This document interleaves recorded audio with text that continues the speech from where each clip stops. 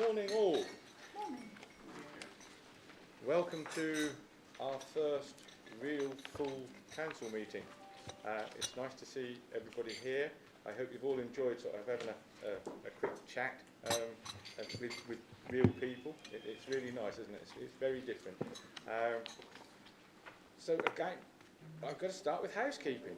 So firstly, there are loos and things at that end, and obviously anybody can go. Fire exits are all well marked. There is no planned practice or anything, so if you do hear the fire alarm, it is for real, and we make our way to the car park where there are assembly points. I've been informed that even though anybody breaking the next rule, the money goes to the chairman's pot, I do have to inform you that when you leave this meeting, could you actually all put your phones back on, because the residents will probably want to get in touch with you, and possibly a lot of people from the live stream would have seen you and think to themselves, I really could ask him a question or her a question. So all remember to put your phones back on when we leave, please. That just about does all the welcome things that I've got to say. I will say to those of you who are superstitious, it's really nice to see you all here, and the fact that some of you have got hoarse voices and had a bit of a late night because we managed to get through to the final of the football. And I would just really like to point out to all of you members, they never got there, we have never got there in the Euros until you elected me chairman.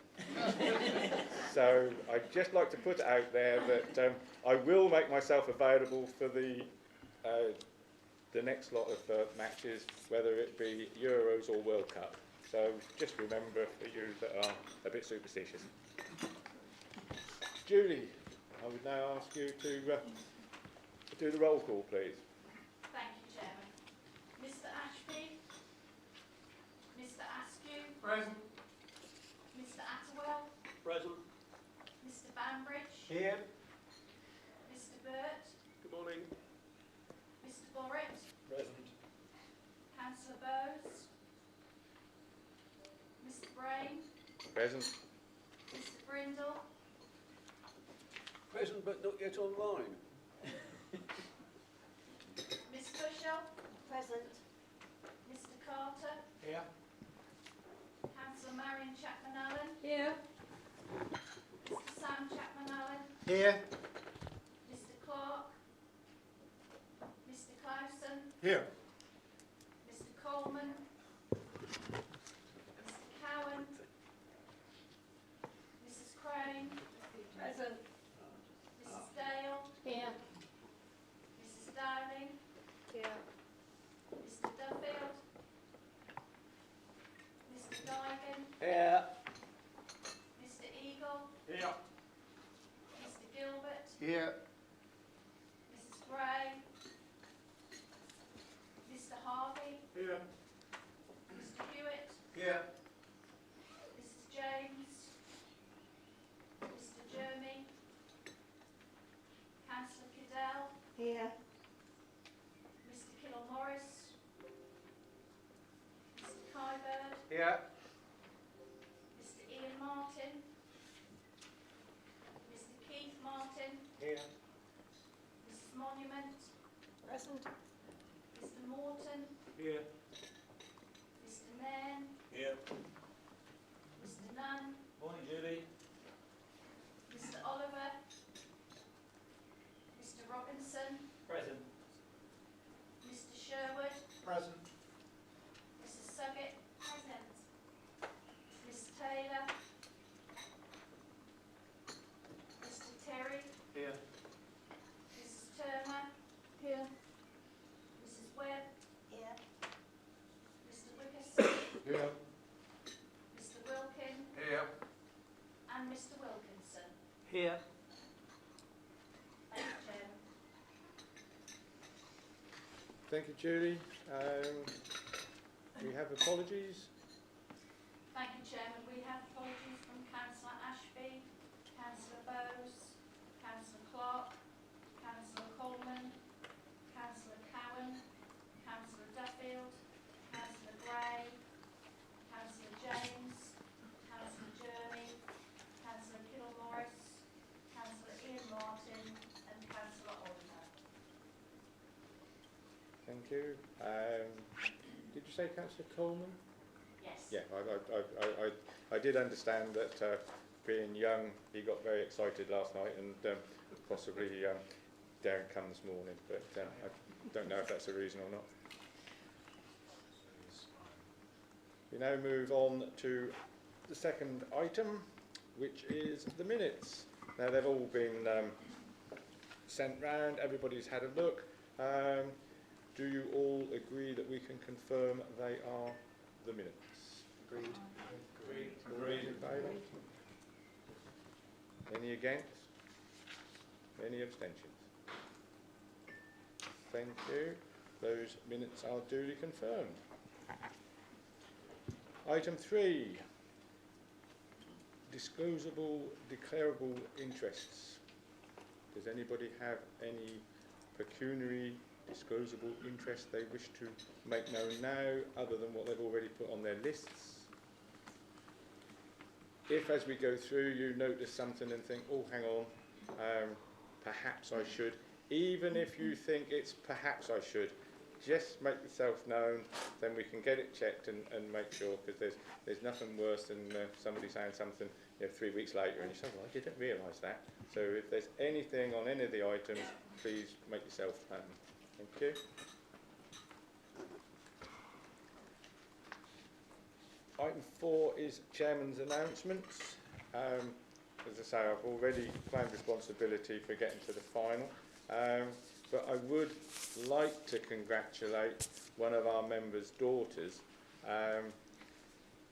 Councillor Eagle, his daughter Imogen, well before it became fashionable, she's only just a teenager. And 3 years ago, she realised that she could help less fortunate people and took the time to grow her hair so that those people who had cancer and various other things could have a wig that looked really nice. And it does so much for people's mental health. To actually be different, I'm afraid not everybody sort of aspires to different is good. It makes them feel very, very self-conscious. I mean, I learned very early on that God only made a very small number of perfect heads and the rest he put hair on. So it wasn't a thing for me particularly. But I would like to thank Councillor Egan, and I wish you would take my thanks to your daughter.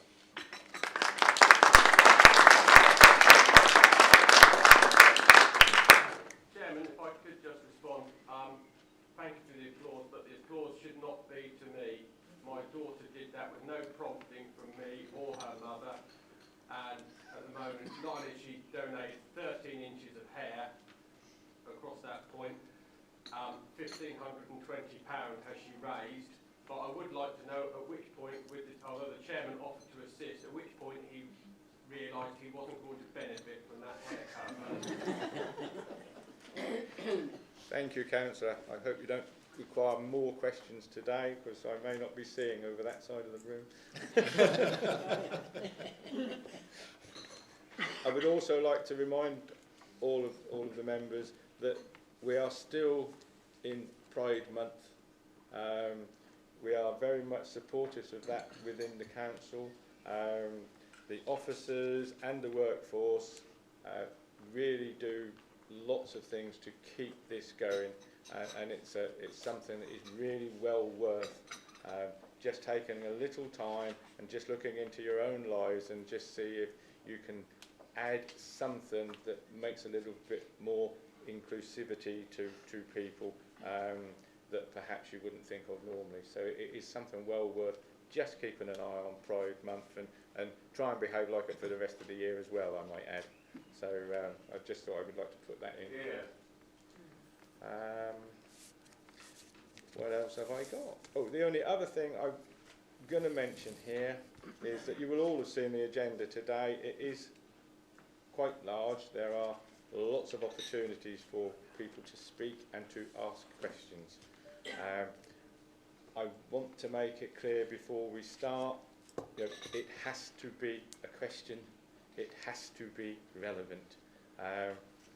We've got the public looking in, they see how we behave, they see how we run our council, and there is no point in people just speaking for the sake of speaking. Please make sure that your questions are for the right people and relative, because otherwise the answers become irrelevant. So let's see if we can keep it all going that way. That's the end of my statement. Thank you. I now will hand over on agenda item number 5 to the leader and ask him for his announcements. Lovely, thank you, Chairman, and just want to echo my appreciation for members' support and attendance today. Some 15, 18 months since we were all last together, and my gratitude goes out to all the officers for making this possible, for making it COVID compliant in some challenging circumstances, particularly as step 4 the roadmap slipped right somewhat from what we predicted, but I'm grateful for everyone and you, Chairman, for your endeavours to get us all here today. Chairman, the country's on track to come out of lockdown in fewer than 2 weeks, and this will be a massive milestone for the whole of the country, and it's a testament to everybody for where we've all come and the fight back we've all taken against the virus over the last year and a half. And of course we must continue to remember the ultimate sacrifice of so many across the country, not just key workers, but those across the private sector in retail, hospitality, who have taken their fair brunt but supported the economy. And of course, sadly, those who have lost their lives through the pandemic. But the virus isn't going to disappear overnight, Chairman, and we mustn't become complacent. While we're able to take this huge step forward towards what will be near normal, it doesn't mean that we shouldn't be cautious. And the message from government, hopefully on Monday, Chairman, will be that restrictions will be lifted and guidance will be put in place. And it will be down to individuals to have that choice for what they wish to do following that guidance. But, Chairman, we are on track for those rules to change on the 19th, and we will continue to support residents and businesses as those restrictions ease. Towards the end of June, Chairman, we successfully released £4 million to over 1,000 businesses via our Breckland discretionary grant programme, the full amount allocated to us from central government scheme known as the ARG. We're anticipating one final further allocation, Chairman, and this resource will allow that continued exceptional support, particularly on our council's Springback programme, in which we've seen applications for shopfront improvements, shop startups, business startups, digital improvements and COVID safe schemes. All have been welcomed by the business community. In all, Chairman, this now means that Breckland Council has managed to issue over £50 million to businesses across the whole of the district, a lifeline which has been essential to ensure that employment levels have stayed up and business security has continued, and more so, Chairman, that residents and workers have felt safe to return back to work and engage with their local economy and their businesses. As a district, Chairman, we made the decision to get COVID support officers, and you have seen them all across our market towns in some of our bigger villages, and they will continue to have a presence in our communities over the coming months, and they will be there to offer advice to businesses, residents and visitors to ensure that we're all keeping safe, following whatever the regulations may be and whatever the guidance may be, to keep each other and ourselves safe. Chairman, COVID aside, and despite the pressures created by the pandemic and the increased costs and some failing incomes over the last year, we did, Chairman, end this financial year in a good position. And that, Chairman, gives us a really sound basis to start this year from, and we will continue to support residents and businesses through the ongoing challenges and times ahead. This includes, Chairman, our activity under the Breckland Cares programme, something you just alluded to, and we're adapting our changing responsibilities and our priorities as a council in the wake of COVID. And the Breckland Cares campaign is designed to show our commitment and our support to local people, whoever you are, regardless of wherever you've come from, your race, religion or your sexuality, that Breckland is a place for all, regardless. And during June, Chairman, I was pleased to join you and other staff members at the Promoting Pride flag flying event at Elizabeth House. We were one of the few councils, Chairman, in the east of England who raised a flag. It's not to say that pride isn't an important matter, it's to say that we need to start a conversation. We need to agitate those negative stigmas attached around what people's choices or what their choices may not be, and that Breckland and our community is a place for all. And as Chairman, we continue to focus on our Breckland Cares programme. Under your stewardship, once again, we promoted our Armed Forces Day flag, in which Breckland has a long-standing commitment, and we are the only district council, Chairman, who allocates funding to the Armed Forces community year on year. But of course, beyond that, Chairman, we are focused on mental health, personal safety, domestic violence and climate change as some of the activities under Breckland Cares. On a similar note, Chairman, we're continuing our role as enablers and promoters of positive mental health, and I was delighted to visit the Yana training for mental health first aid on Monday and hear the wealth of experience and troubles and stigmas attached to mental health within the agricultural community. This is Breckland Council supporting others, enabling others to make a change in our community for residents and businesses. And as we emerge out of lockdown and look forward to what a brighter future will be, this council is in a strong position and will continue to improve upon the whole of the district. Be that through our £1.8 million Elm Road Housing Support Centre, our £1 million Inspiring Communities programme, our new waste depot and new waste contract in Watton, working with all our market towns and hinterlands to develop the plans for their community, for their future, or investing in areas such as animal welfare or fly tipping, which is important to residents across the district. As a council chairman, we will always look for opportunities to work together to enhance our community and ensure that businesses and residents can thrive. And I'm happy to take any questions, Chairman. Thank you. Members, as you heard, the Chairman is well ready to take questions from you. Do we have anybody? We have 30 minutes, so is this something that you would like to pursue? Councillor Attewell? Thank you, Chairman. Thank you, Lido. Will you join me in congratulating the England team on their fantastic victory last night? And in doing so, will you undertake to ensure that the England flag is flown proudly over Elizabeth House before Sunday? Thank you, Chairman. There are protocols, but I'm, regardless of what the protocols are, I'm more than happy to. If Councillor Attewell has a spare England flag available, I know that the council doesn't have one in stock. We may be troubled to get one of substantial size by Sunday evening, but we will endeavour to. I'll put that on my shopping list for today. And absolutely, just echo your thanks, Councillor Attewell, and the chairman's of England's victory last night. I will admit I'm not the biggest football fan in the world, but suddenly I've been gripped over the last preceding week, so much so I came into a meeting at our first match, Chairman, in which I managed to name every single member of the England team. And I was expecting lots of questions about how the match went and my views, and nobody asked me a single question. But it stood me in good stead to understand the match and how well we've done. So I'm happy to take that away on behalf of Councillor Attewell and the Council. Thank you, Leader. Anybody else?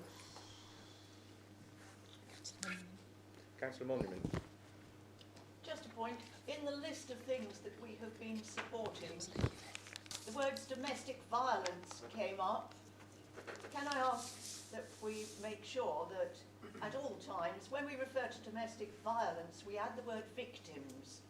And I didn't find it in time, but this also arose in the minutes of the annual meeting on the 29th of April, that it credited the outgoing chairman in item 50/21 with having championed domestic violence. I think that does her an injustice. She championed domestic violence victims, and I think we should try to make sure that that is always what is said. So if the leader is willing, I would ask that he and all make that slight adaptation to what we say. Thank you. Thank you. Chairman, I'm absolutely happy to do that. I would, however, just add a bit of an extension to Councillor Monument's comment that the work we've done with the DAISY programme and, for example, Deerham Football Club is to raise awareness, to remove that stigma and to start a conversation. And I was pleased that we could start that with Deerham Football Club, with the players and the academy within Deerham Football Club.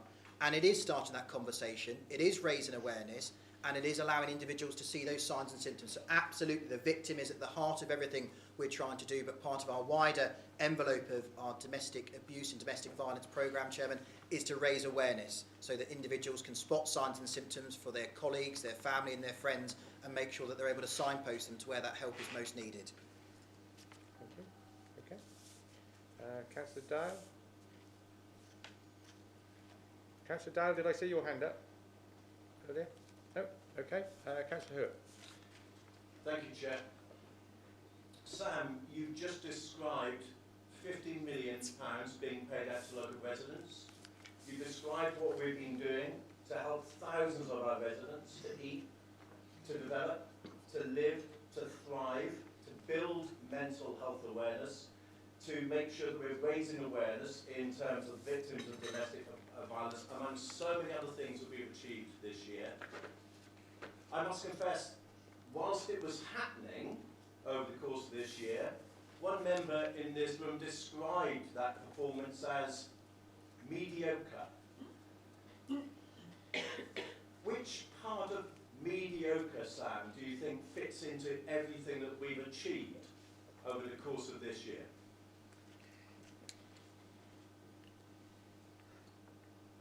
You happy for jumping straight in, Chairman? Yes, Yeah, carry on. thank I'm you, not Councillor gonna Hurt, get for your involved in comment. I don't think anything this council has achieved is mediocre. If the member concerned was referring to their own performance, that's their prerogative. But I think that Breckland, through the conversations I've had with colleagues across the Eastern region in my role on the District Councillors Network, councils have looked to Breckland for inspiration, for ideas and for best practice. And I think some of the comments you made, whilst in turn de-sharing our senior management team with South Holland, the retirement of a chief executive, that responsibility falling to both Maxine O'Mahony and Rob Walker through the whole of the pandemic has shown that this council is not mediocre, and we're building back better, and we are ensuring that residents and businesses can thrive, and our activity programme hasn't stagnated at all. And I think every member, regardless of their political party, should be immensely proud of what this district and this council is achieving. Thank you, Leader. Councillor Borrow. Thank you, Mr. Chairman.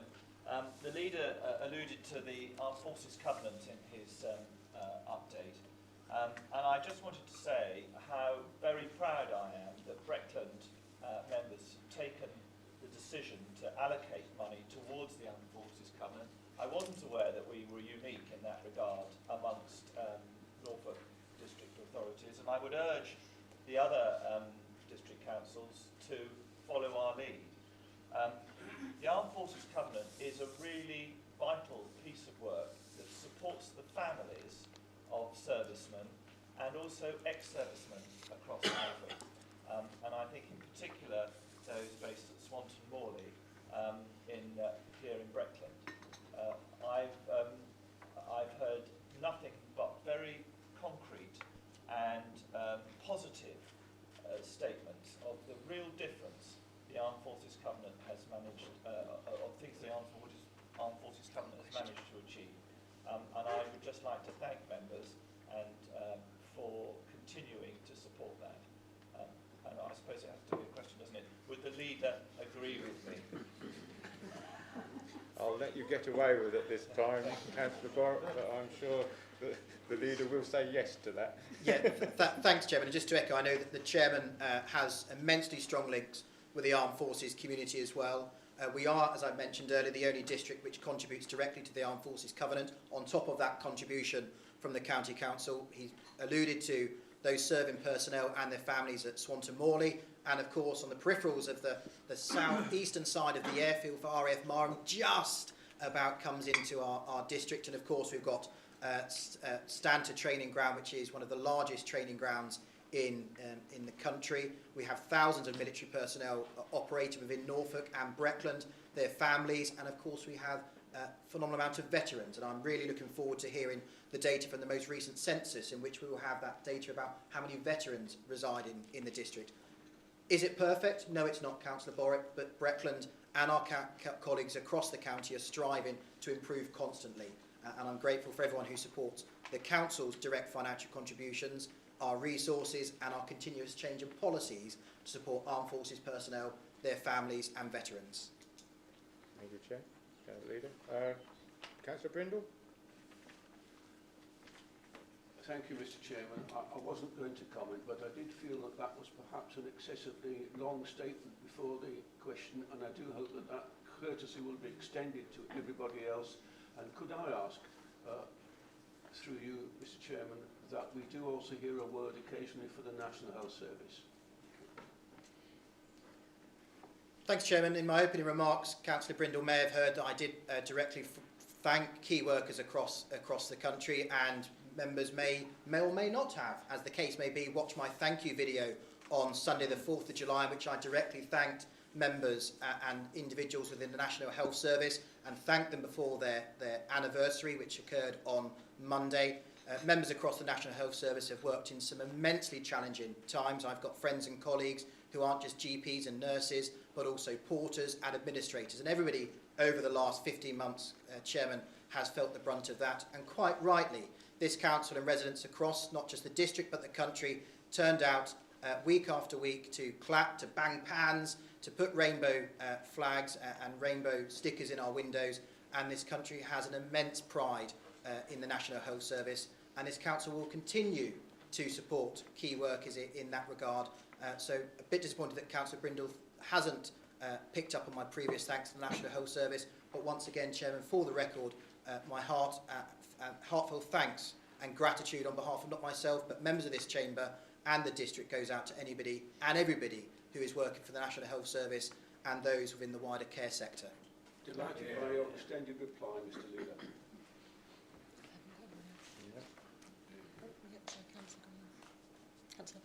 Councillor Burt, sorry. Thank you, Chairman.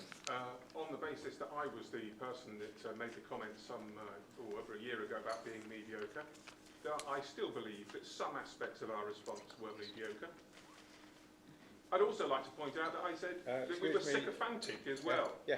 And that's exactly what's happening today. Is that a question, Councillor Burt? Self-congratulation Is doesn't that count a for anything. council? Is that a question? This This is a question to the leader. So can we keep it that we try and start? I have already had it happen once. I have been asked to allow you to carry on a little bit, but please, let's make sure that we don't get personal, we don't keep jumping up and down, and let's have questions to the leader. I've got a question for the leader. Thank you. So the second part of what I said at that previous meeting was about being sycophantic. Would it not be better, Leader, if we allow those outside the council to congratulate us and tell us how good we are, rather than doing it ourselves? Chairman, I think the member has embarrassed himself in his remarks and possibly embarrassed some members of this chamber. I'm not thanking me, I'm not thanking my cabinet, I'm thanking the officers of this council, Councillor Burt, who have worked tirelessly in some immensely challenging circumstances. And if you can't be bothered to get behind us to thank the officers of this council, then that is your problem. And if you think it is sycophantic, then that is your choice. But it is not the language I would use, and I hope that other members of this chamber would not use it. So on behalf of this council, as the leader of this council, officers, please be reassured that I am thankful for everything you have done and continue to do.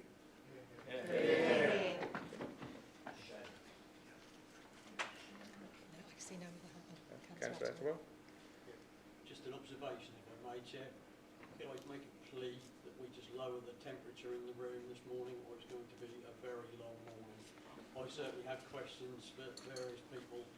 No other members here have as well. Let's just dial it down and do the business of the council. Thank you.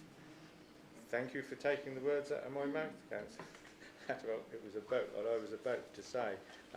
In fact, as there are no more hands up, I would like to just to make a comment from myself. This year is going to be the strangest year for our residents. They have almost been imprisoned for the last 18 months. They haven't felt safe. They haven't known sometimes whether they're allowed to go out, not allowed to go out, kiss the grandchildren, not kiss the grandchildren. It's been a really, really horrendous time for our residents. and I would like to thank the leader who has allowed me this year to change the chairmanship thing slightly and to say we want to promote what our residents are doing. So I ask every single one of you, if there is anything like Fabian's daughter, not because she's Fabian's daughter, but she's a resident of this district. And you must have all got groups and friends and family who are trying to do things for their community. So please bring it here so that we can promote it for them and we can make sure that we lead, and then we will be seen and we can do what the residents require of us. So I've just put that out there. We now move on to item 6, which is questions under notice. All of these have been circulated to all of the to all members, and you have all seen the answers. Now, each questioner is allowed a supplementary question, but again, it needs to be relevant to the question that was answered. This is not an opportunity to extend questions without notice. This is relevant to what the answer was. So question 1 came from Councillor Jeremy, but as he is not here, then it doesn't allow other people to ask a question on that. It's only the person who put in the question on notice. So I now move to Councillor Attewell for the next 3 or 4 questions, and I would ask him, do you have any supplementary questions that are relevant to any of those? I do. In that case, the floor is yours. Please say who you're asking the question to. Thank you. So, question to the leader regarding... Chairman, sorry, could we ask Councillor Atwell to speak up a bit because we can't hear you? Right. Please, thank you. I'll do my best, but as you appreciate, I don't have a microphone. So, yes, with regard to question 2, I thank the leader for the comprehensive response on the Shop Appy app, and really it's just a comment to say it's good that the lessons have been learned on that one when we are moving forward with the digital Breckland programme. So that's just a comment from me on that. With regard to question 3, with regard to the Breck World app, again, thank you for that comprehensive answer. Is the leader confident that the app will be refreshed and updated online, ready to go in time for the school summer holidays?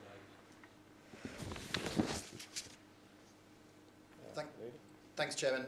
I'm hopeful. I don't know if I'm confident, but I'm hopeful. Absolutely, we've put a marker in the sand that we want it ready for the start of the summer holidays at the end of July. So with fair wind, hopefully the contractors and the support team will have that ready to relaunch that new software required. Thank you. Would you like me to carry on? Okay, question 4. Okay, so question 4, which regarding the timber building at Wayland Prison, and I thank you again for the answer. The leader and I have already conversed on this on a couple of occasions, and he knows my feelings on it, and we will agree to differ. However, I would just ask, the £10,000 that was spent, before we spent that at Wayland Prison with regard to your suggesting that this will help with drug crime in the area, did we ask Norfolk Police or the Police Crime Commissioner's Office whether they would have made better use of that £10,000 for community policing aspects rather than just spend it on the prison gate? Lovely, thanks, Chairman. So I don't think I'm going to breach anything I shouldn't. So initially that was allocated to an ANPR camera at Wayland Prison on the directive of Norfolk Police. Due to issues about its siting and its proximity, it wasn't possible to then install an ANPR camera in the location because it would have, as a static site, become obvious in quick order and therefore defeated what it was trying to do. So in consultation with Norfolk Police, who have sponsored it as well, and ourselves and Wayland Prison, the decision was made to reallocate the money to the search facility. Thank you. And then question 5, I do fully appreciate the answer with regard to the 250 mental health volunteers. I think it's a fantastic initiative, and I fully support that. The comment I would have to say is, I only found out about this as a member from a press release. The first I saw it was when I saw there was a press release about this. I think it would have been helpful to members. My plea is, in the future, will you ensure when there's an initiative like this, because you're expecting members across the district to promote this to their residents, that this answer you've given here about the direction of travel with that programme and how we're going to roll that out was great. It would have been really helpful if all members could have had that information before the press release was sent out. So can I make a plea that in future, members are just updated on that small piece of information? I said that's a couple of paragraphs there, was most helpful. I can see that this is going to roll out now and there'll be more information coming in September, which is great. But I just make that plea, will you undertake to ensure that happens in the future, please? Yeah, thanks, Chairman. So the leaders' brief, which goes out every Wednesday, Councillor Attawell will metamorphosise into something else on a sort of a fortnightly rolling basis, very informal, pulled together by me and my cabinet colleagues. Information like this will make sure we get it front-loaded. The scheme, although was a soft launch within the press release and briefing to members, is still going through its final iterations. And I know that the cabinet member was in discussions with her team on Monday for what that is going to finally look like. But your comments about asking members to champion this across the district and raise awareness and try and get a really good geographical coverage is absolutely right. And I'd implore all members, once the final details are released of how to sign up, where the advertisement is going to be, for members to do that, and Councillor Webb will ensure that members are briefed. So thank you, Councillor Attawell. Thank you. And finally, from me, question 6, and I'll direct this, if I may, to Councillor Hewitt. As he has alluded to in his response to me, we've corresponded about the Green Britain Centre, and I'm very grateful for the answers that you've given me. My concern, I think, I think I've alluded to that in this question, is when you responded to me on the 8th of March, there was a line in your response that says, officers' recollections are, and that gave me cause for concern, because that seemed to be code for, we can't really be certain of the facts that we're telling you here, Councillor Attawell. Now, I fully appreciate, Councillor Hewitt, you were not in post when the Green Britain Centre was the inception of that way back in the day, and sometimes, you know, you're relied upon to make a silk purse out of a sow's ear. So I suppose my question is, in future, because it seems to me that we don't have all the records from when this place was first conceived and built, can I make a plea that in the future, when we undertake a significant project like this, we need to keep a lifetime file of records for that building and that project, because I think it is important. I fully appreciate what you're saying about the revenue funding. My concern is about the capital outlay back in the day. I have done the research, I've gone back and looked at all the press reports, and that's where I got all my figures from that Breckland released back in the day, which I'm not going to go into. I just think that we need to make sure that we're keeping those records so that when something from the whole life of that asset, will you undertake to ensure that happens in the future, please? And if I may respond, I mean, there's a number of things in your comment. One is, yes, we are talking about an acquisition last century when county records were not electronic, in a different organisation. But secondly, and I think here's the bigger challenge, we're looking at assessing a service as an investment. And you will recall, Councillor Attawell, that actually the Green Britain Centre was originally, even in its earlier guise, never designed as an investment. It was structured as a service. With respect, it's a similar thing to saying, do we make a profit from our vulnerability strategy? And service provision and investment provision need to be measured in fundamentally different ways. And one of the challenges, certainly in your question, with respect, is you're thinking of the Green Britain Centre as an investment rather than what it originally was, which was a service provision that allowed Swapham visitors and all other people to actually use it. If for instance, we had treated that as an investment, we certainly would not have charged a peppercorn rent in terms of what is going on. In terms of this specific question, we certainly will generate a cash return on the cash investment when that property came back into us, when the lessee gave up the property in 2019 as an investment. And at that point, we needed to act quickly to make sure that residents' interests for the whole of Breckland were protected by disposing of the asset in the most cost-efficient way, as we were required to do, and we have done that. And so in answer to your specific question, as an investment, we have generated a cash return on the investment. But I would, if I may, sir, I would rather think right now, we have now got an employer coming into Swaffham, bringing in jobs and more, more prosperity for Swaffham within that as well. And I'd like to follow up there, Chair. Just as a quick... Go on, yes, because as long as it's relevant to obviously what you said. So it certainly is relevant, so I thank you for that answer. We're going to agree to disagree again on a couple of the aspects. Could you tell members now when you think you'll be in a position to give us an update on that sale? Because I thought that was going to happen by now and be made public. I think you have been asked that question at a previous council meeting, and you said you were waiting for the buyer to make the issue public. When do you think that we as members will be made aware that the sale has gone through and it's all in the public domain? The sale happened last week. It was completed last week. When the new buyer is happy to put a press release out on it, then we can make it public. But yes, the sale has completed. Thank you. thank you. I note your hand up, Councillor Borrett, and I have put you down for questions without notice because this is purely and simply supplementary questions from the people who have asked a question. It is not a debate. So I now move 7 and 8 will not be having supplementary questions because the councillor is not here. So we move on to question 9, which is Councillor Burke. Do you have a supplementary question relevant to question 9? I do, thank you, Chairman.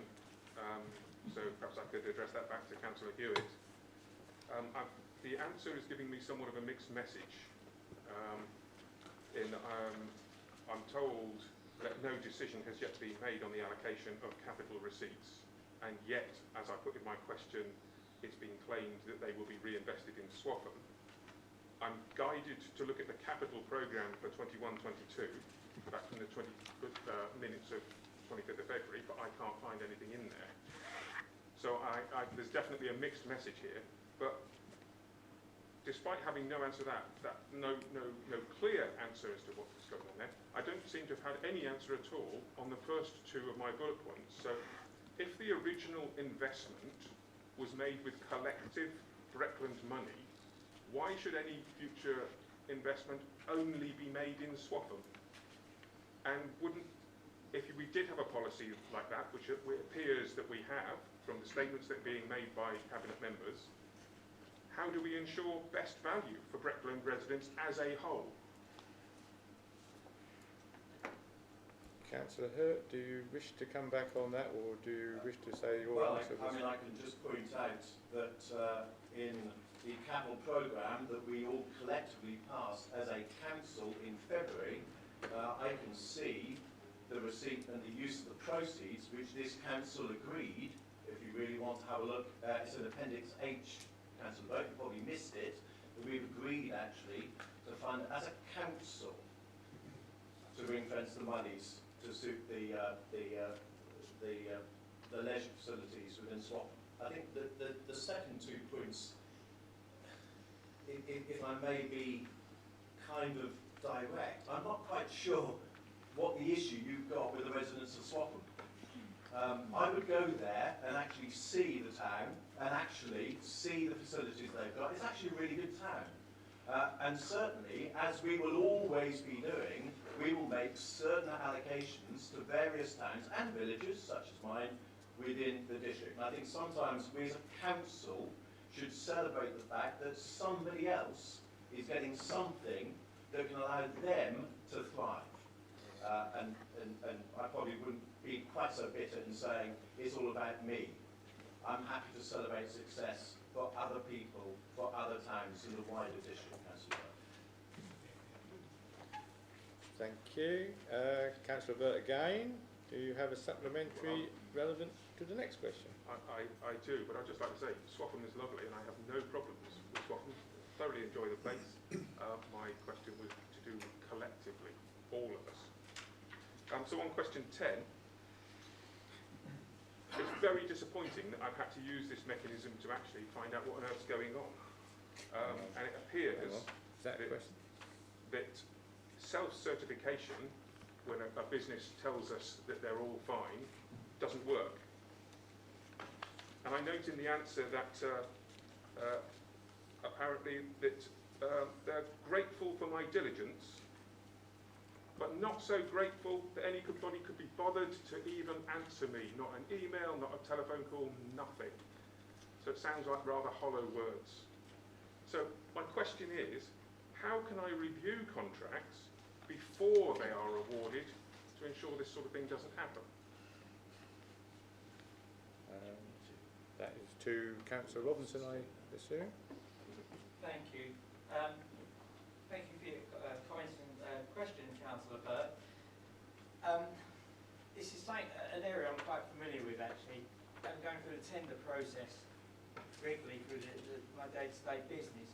Self-certification for the tender process is standard procedure, and we're talking all the requirements were met under PPN 8/16. I think your comment around people not bothering to contact you, I apologise that no one's got back to you in time. We're grateful for your diligence. The officers have already picked up the issue, and we're working with our preferred contractor to take us forward. And actually, this is quite a piece of work for us as a council going forward. Because what it enables us, it ties in very neatly with the Work Smart initiative, and it's going to create efficient use of our workspace, both for members and officers alike. No more will you rock up to Breckland or Elizabeth House and struggle to engage with an officer to find a meeting space. As I say, I will investigate further why you never received a response to your initial email. We're grateful for your diligence. We've taken this opportunity to enhance beyond the protocols when we award contracts, but we're also mindful to support small and local businesses. And clearly, putting in a barrier or too much criteria that stops our local and small businesses developing and encouraging those local entrepreneurs. Thank you, Councillor Robinson. Now move on to question 11. Do you have a supplementary to that? I do. There are two parts, two completely distinct parts to question 11. So could I address the supplementary questions to two people, please? So again, we're looking at perhaps Councillor Clausen, who originally asked it. The answer has been very limited, and I wonder whether that's why it got sent to the wrong email address, or not to me. There's nothing in about Watson or Sale Tony, which I think are relevant. So I should say that back in 2011, when the New Homes Bonus was announced, Right Honourable Grant Shapps then indicated that the intention of New Homes Bonus was to allow communities to see the benefit of accepting housing growth. So my question is, have those communities benefited proportionately to the money that we have received from the New Homes Bonus? Or has the money been used to prop up council tax across the board and therefore disproportionately benefiting those with large houses a long way away from the development? Thank you for the question. I don't know, did you hear all of that? He didn't, Chairman. I did. I'm happy to respond as I did hear. It was quite faint, but I think I picked up the main premise. Chairman, before you do that, Leader, can I just say to everybody who is going to be asking questions and talk, we've got to remember that we're not in our lovely home where we have a button in front of us and we click it up and everybody can hear and the speakers go. You know, so you will have to take the opportunity to project yourselves so that people can actually hear. These questions are very important.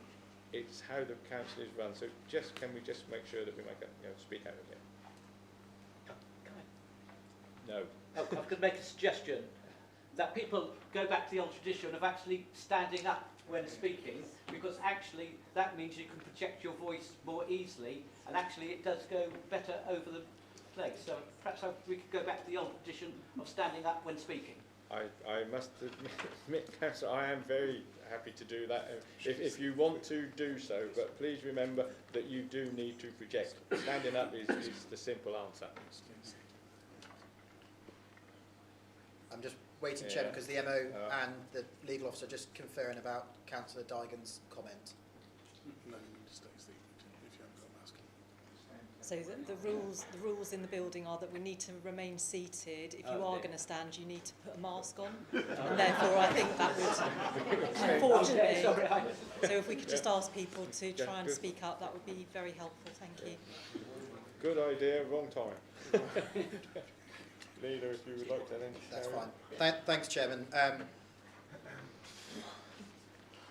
Chairman, I think the response quite clearly under the heading of Carbrook states that we don't hold new homes bonus data by parish, and we would have to manually go through that to extract the information the councillor requested. I think it comes back to, Chairman, of if members are minded to share with officers or the Cabinet what they're trying to achieve by asking the question, then maybe we can go and find the right information for them, rather than asking generic questions. Because as I said before, Chairman, I don't think that's an appropriate use of officer time, and if every member of this chamber asked exactly the same question, I would only allow the finance team to be trawling through historic data for the purpose of what? Nothing, I think, Chairman. But in relation to new homes bonus, Chairman, I think our budget, and once again, coming back to what we signed off in February of this year when we did the annual budget setting, Councillor would have read that. I know he didn't vote in favour of everything within the budget, but it quite clearly states that this district has not used new homes bonus for the last 3 years in our baseline budget. We are one of the few councils across the country who has extracted it to protect and support frontline services. We've allowed us to therefore ring fence that to support initiatives and activities we so wish, such as, Chairman, as I've said again, and I'm sorry, Chairman, I sound like a broken record, our Inspiring Communities programme, in which this district council has allocated £1 million to support the whole district, Chairman, not just individual parishes. And back to Councillor Hewitt's previous response, that as a council we should be supporting the whole of our district and not necessarily thinking about our own individual localities when we're sat in this chamber. The Cabinet will always take a holistic approach to everything across the district, and I think new homes bonus has been spent immensely well since we've taken out of baseline budgeting, and it's allowed us as politicians within this council to put it to activities in which we see a direct benefit and our community does, such as, Chairman, as I alluded in my opening remarks, of animal welfare officers. We're one of the few district councils in the country who has a dedicated animal welfare officer. We're one of the few district councils who has dedicated fly tipping officers. All of that is provided and supported for by our new homes bonus, in which this council, Chairman, made the decision. So I note Councillor Burt's comments, but unless he's willing to share with me offline what the specific concern and issue he has around new homes bonus in his locality, I wouldn't be instructing officers to go and find that detail, but he may ask that directly to the directors in which they may wish to oblige. Thank you, Leader. Question? Well, there's a second part, Chairman, to that question, which I would like to address back to the Leader. So in the answer it says, the assertion around active monitoring is not one that we agree with and is misleading. This is council equipment that I was issued with. I'd like to quote from a meeting on the 8th of October 2019 at 11:30. This was a meeting that I had with some officers in the IT department, and it says, I could see your iPhone was being used, so I responded that way. Now, if you could see my iPhone was being used, surely it was being monitored. And if you responded that way, surely you actively did something. So is that not actively monitoring? How have I misunderstood that statement? Chairman, I wasn't present at the meeting, so I don't know what was mentioned, and I refer back to Councillor Attewell's comments earlier of trying to lift the debate for members of the public. I don't think members of the public really give a hoot about Councillor Burt's IT equipment. I think they're probably frustrated, Chairman, that if they go on the website, Councillor Burt is the only member of this chamber who doesn't have his email address advertised, and that they're required to write to him. Not very environmentally friendly, but will negate that issue. Councillor Burt has made the decision not to use IT equipment. I think any business or company will have the ability to monitor IT equipment. I think that's a part of their security procedures. I haven't got state secrets on my equipment. If IT want to trawl through some of my emails and correspondence, they're most welcome to, but I know there are very clear checks and balances in place if any member or officer has their IT equipment looked at, and that sits with the head of paid service or the MO, not me and nobody in my cabinet. So if the member concerned has issues and concerns and he wishes to take up some IT equipment and bring himself up to the rest of the members' ability, then I ask him to engage the head of paid service or the MO moving forward on this matter. Thank you. Can I respond? I have instructed Cole about my email address. No, this is not a should be response. on the website. It is purely and simply a question. The question has been answered, so now I will come back to you because you have got question 12 and you are entitled to a supplementary question relevant to that. I have a very simple question. Who decides what I'm allowed to see? And who are you asking? Whoever answered the question. I think that's it's Councillor Saggett, Saggett. but Chairman, I'm sorry if I can intervene. I don't think it's appropriate to ask that type of question to one of my cabinet members, and I'll refer to the MO or the council solicitor to maybe respond on that matter. Thank you, Chairman. I defer to the council solicitor. Thank you, Chairman. Ultimately, this question came to me, and I decided. Thank you. There you are. You now know who decided. You may take that up with whoever afterwards. We now move up to question 13, which is Councillor Moore. Do you have a supplementary question? Yes, please, Chairman. Given that the government's Climate Change Committee feels we're in danger of falling behind on our timetable, will the Cabinet member convince me or reassure me that there is a greater degree of urgency in addressing the issues and adopt some of the principles that the NSPM formulated? And which councillor would you? Mr. Clausen, Paul Clausen.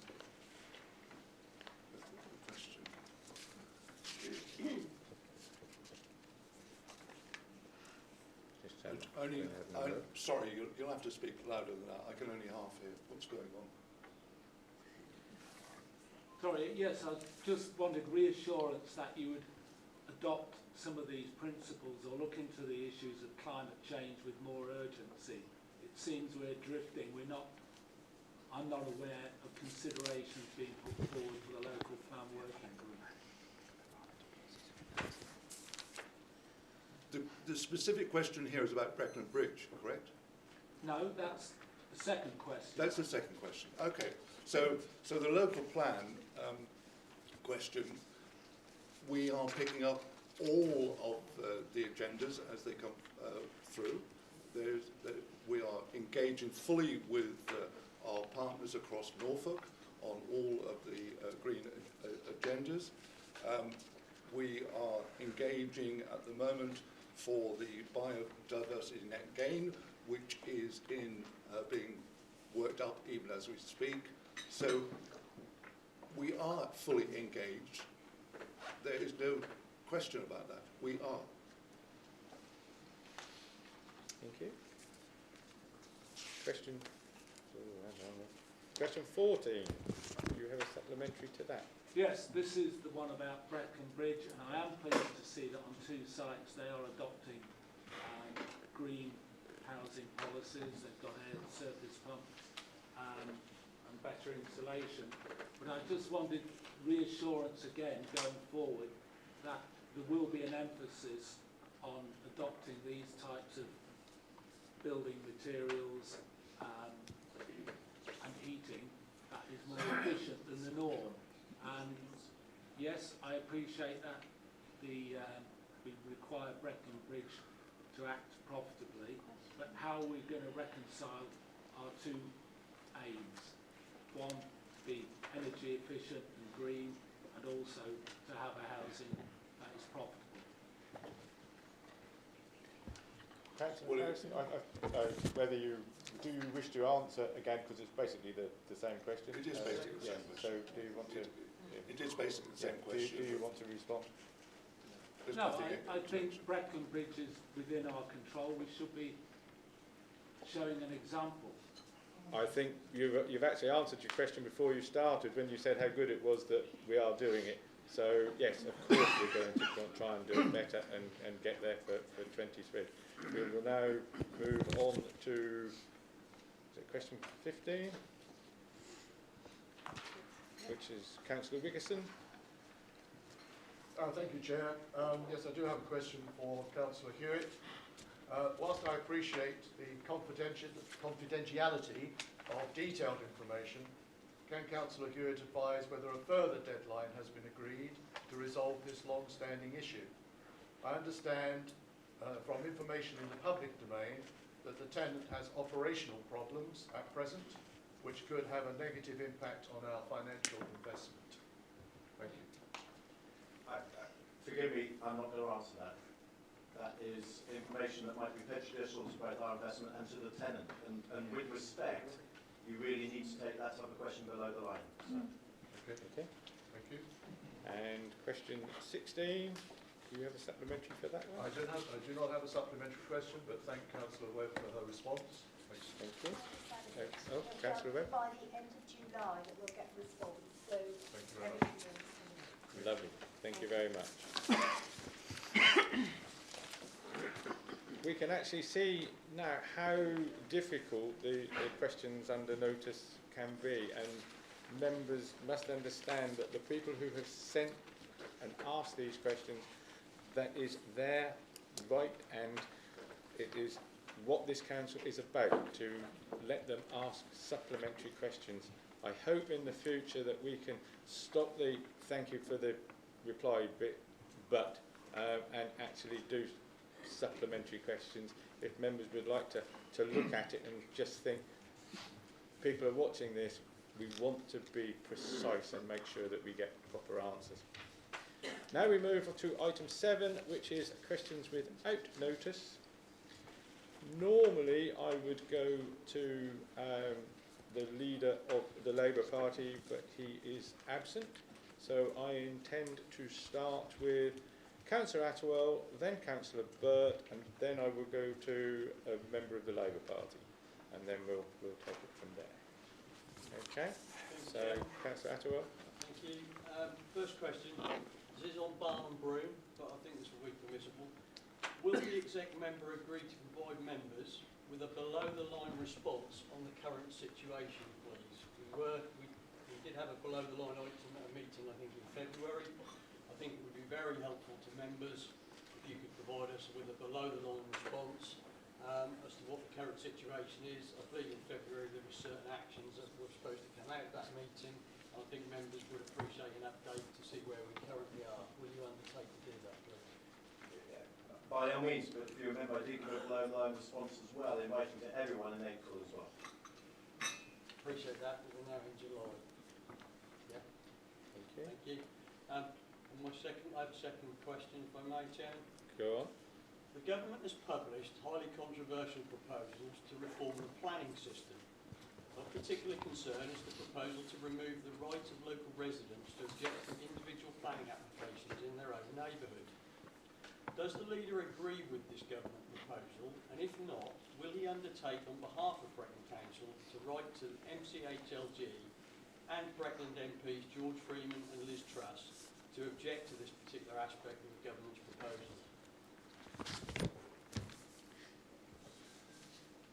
Thanks, Chairman. And in response to the question from Councillor Attewell, as you know, this council responded to the emerging white paper with our responses back in September. And I assume Councillor Attewell is referring to the deliberately misleading letter sent by the Shadow Secretary of State for MHCLG, in which I think, Chairman, he's sadly playing party political games in which the front bench of the government has offered no policies of their own. And to be clear, Chairman, the government's reforms so far, it's their desire to ensure that the planning system will design more engagement, Chairman, and local democracy, not less. And the government wants to ensure that the plan making process is faster and better for communities, giving some certainty. Plans, for example, being produced in 30 months, not 7 years. These are all emerging ideas, Chairman, and no final decision has been made. The government, Chairman, also wants to ensure that the plan applications that fall outside the remit of local plans or vary from it will continue, as was mentioned in the consultation document, to go through the standard existing plan application process, ensuring full public engagement when it comes to it, and in fact enhancing that, Chairman, by ensuring that digital tools are transparent and uniformed across the whole country, not clunky, as some people refer to Breckland system. The plan application will be required in the usual way and the usual form. And of course, Chairman, the front bench who wrote to all councillors across the country, strategy is nothing. And Chairman, because it was a party political broadcast, I think it's just that I mention it as well. Let us not forget that back in 2010, it was a Conservative Lib Dem government who scrapped the failing regional planning system brought in by John Prescott, which had flagrant disregard for the Green Belt, which impacted this district on a variety of issues and ensured that local communities and local democracy stood the test and stood moving forward. And this council's response, Chairman, to that consultation was such. In my role, Chairman, as a member of the DCN, the District Councillors Network, I am working closely with colleagues of all parties across the country to shape the emerging white paper for the planning reform, and I will continue to do so. I don't think it's required for me to write to the Secretary of State, but I will continue to work with my 2 local MPs and members of this chamber to ensure that Breckland's voice is heard at the highest and the right levels using our current partnerships via the LGA and the DCN. Thank you for that, Leader. Councillor Burt. Thank you, Chairman. I'd like to raise a question about COVID-19 security when we eventually manage to return to Elizabeth House. We've seen already with the problem with an earlier question about self-certification, and I've got our COVID-19 certificate here. It's a print it yourself and sign it yourself. Now, clearly there must be some evidence that allows somebody to actually sign this form. And I notice also that this is just viewable to employees of the council. But the council also consists of members, and just as importantly, members of the public also attend those meetings. Now, on Monday, the Prime Minister indicated we should be taking personal responsibility. But in order to take personal responsibility, we need the evidence. So please, can we publish the evidence which allows us to verify that we are operating in a COVID-secure manner? And noting that I am still awaiting some responses on air changes and the air handling system within the building. Chairman, I guess that this session is designed to ask questions of the Leader and Cabinet members, not officers. I've never gone into Tesco's or Sainsbury's or my local coffee shop and asked the proprietor to present their risk assessment or their COVID compliance or their documentation on air filtration.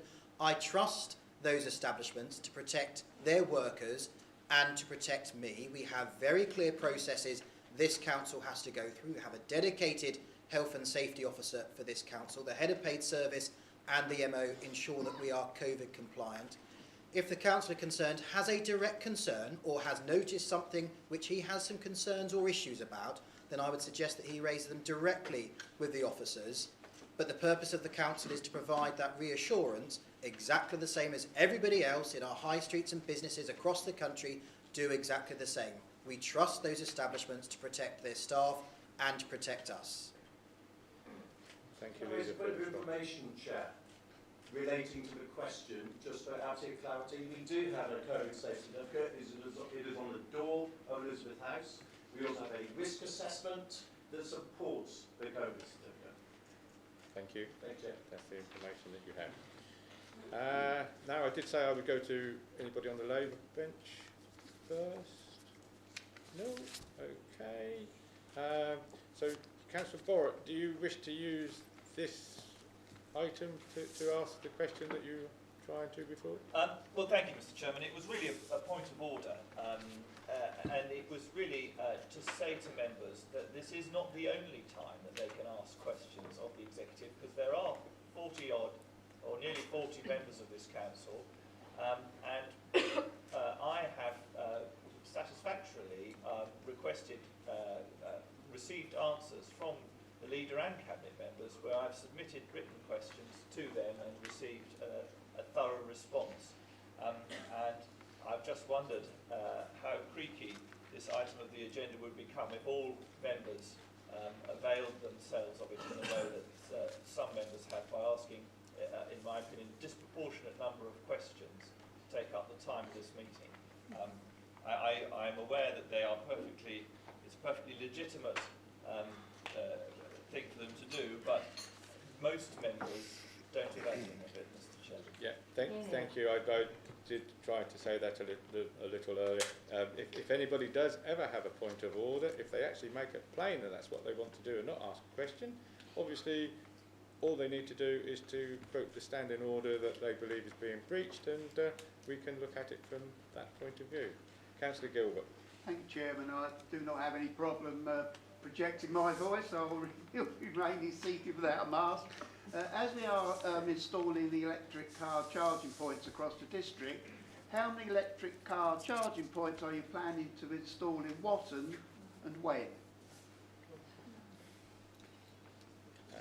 Councillor. I'll take that. Yeah. Okay. Thank you, Councillor Gilbert, for that question. We're about to commission a piece of work to look at electric charging points across the whole of the district, so that it's strategic, and we're going to take into account other charging points that are already there, and the infrastructure and the utilities to make sure that they're in the right place and, you know, can be accessed by appropriate people. So I can't give you a direct answer as to when they will be installed in Watton. We're aware that Watton is lacking, but we will be commissioning that piece of work to make sure we get it right across the whole district and they're on strategic routes and in the right places. If you require further information, I can give you written detail. That'd be handy, yeah. Thank you. Thank you. Councillor Eagle. Thank you, Chair. I just wonder if the leader would actually write a letter of support on behalf of the council supporting a new hospital in King's Lynn, as a great many of the residents of Breckland, that is their local hospital, including most of the residents in my ward. Thanks, Chairman. I've been working with Councillor Wilkinson, who sits on the Queen Elizabeth Trust on behalf of this district. He's been keeping me up to speed of the developments at the hospital itself, and I'd be delighted to write in support to the new Secretary of State for Health and copy into the Chief Executive of the hospital that this council is supportive. I know that the County Council and the Borough Council of Kings Lynn and West Norfolk are working immensely hard with the CCG and NHS East to develop that programme at pace to ensure that the required works and the new build takes place in the required timeline. But I'll be delighted to support Councillor Eagle's request. I know that Councillor Coleman would have asked that question had he been here as well, Chairman. Thank you, Leader. Councillor Terry. Thank you. It's a question for the Cabinet Member for the Environment. It's a well-known fact that food waste can cause as much damage to the environment as single-use plastic. When throwing away food waste, we're disposing of all the energy... Can you speak up a little bit, please? Members at this end are having difficulty hearing. Sorry. It's a well-known fact that food waste can cause as much damage to the environment as single-use plastic. When throwing away food, we're disposing of all the energy that's gone into producing, processing and transporting it.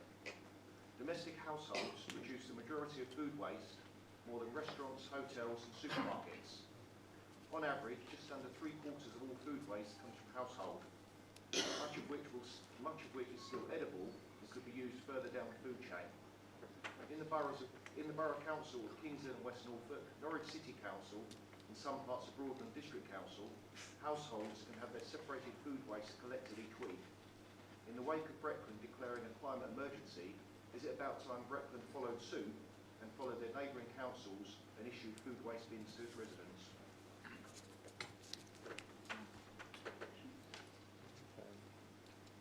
Which Was that member? to me, Chairman? It was actually to the member for environment, wasn't it? Yeah. Gordon. That's Gordon.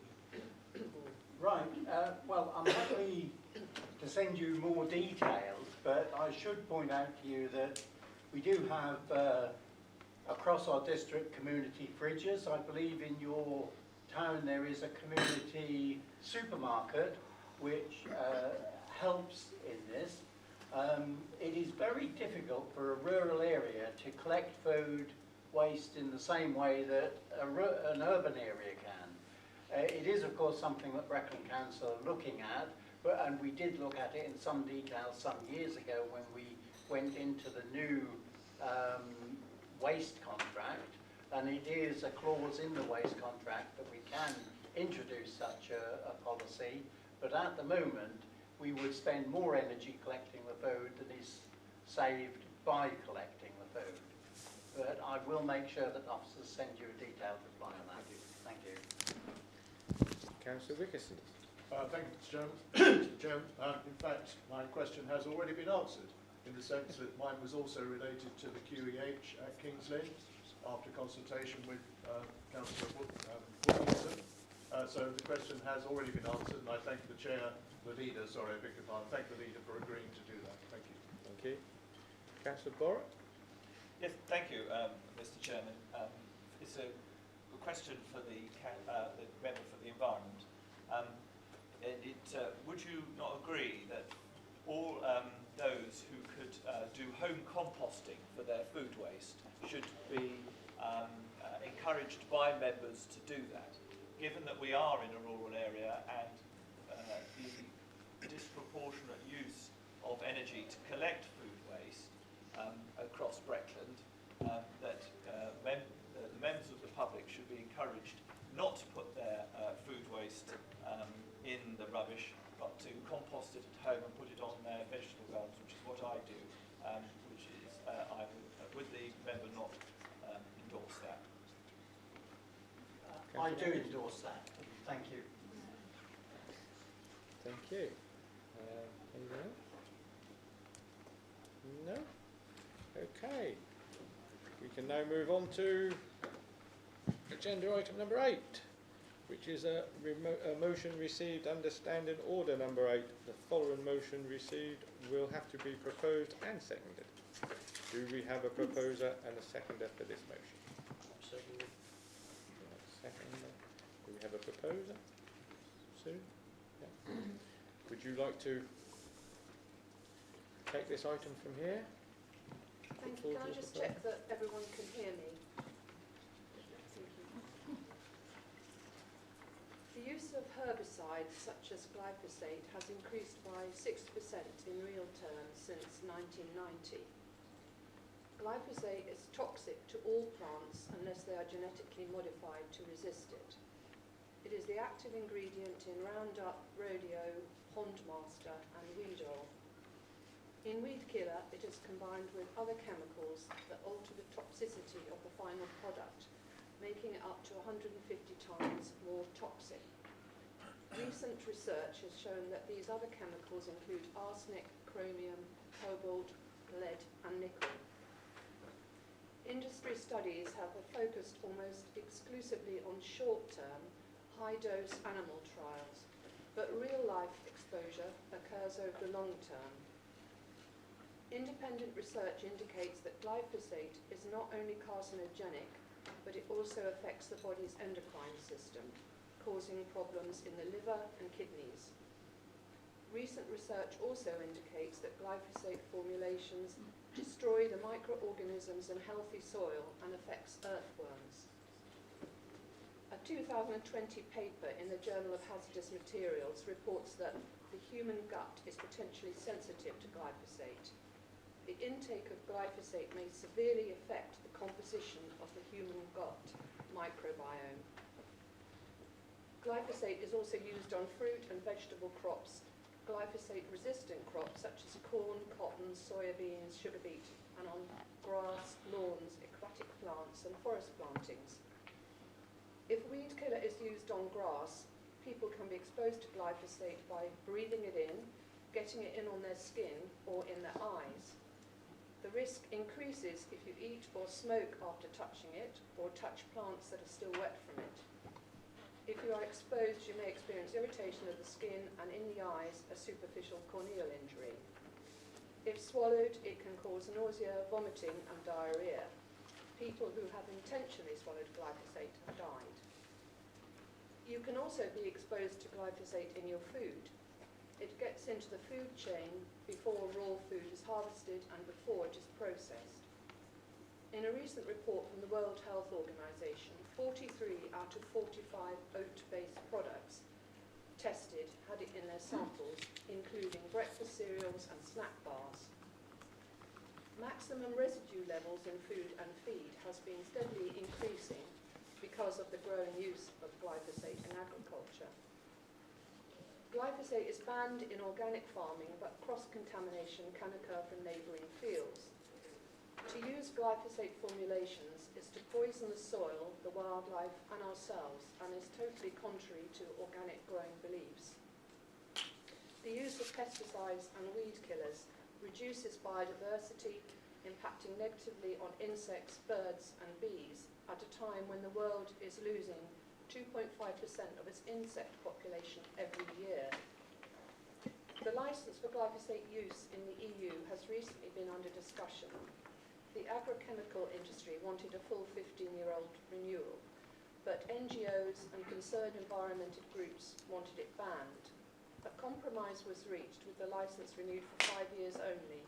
Certain recommendations were also added, including minimising its use in parks and public places.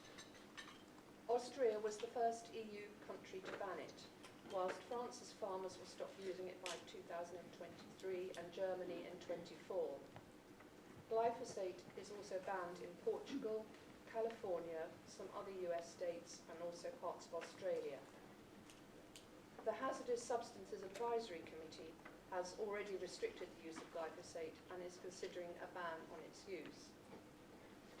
As a responsible council, we need to follow other authorities to commit to the phasing out of these toxic pesticides and herbicides and to use more environmentally friendly approaches to weed control. Other councils such as Hammersmith and Fulham and Lewis use biodegradable foam or hot steam treatment on weeds.